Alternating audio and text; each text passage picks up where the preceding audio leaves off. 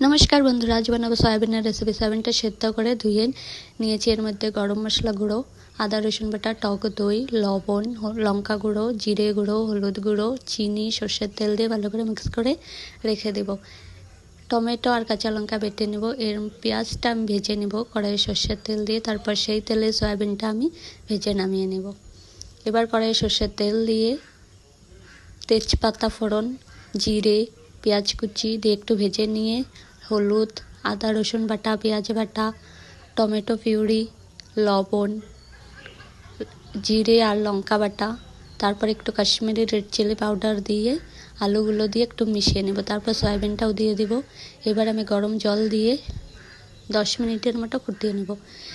গোটা গরম মশলা বেটে নিয়ে এবার দিয়ে নামিয়ে নেব।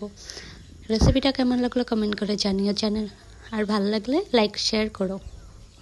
আজকের ভিডিওটা থেকে টাটা।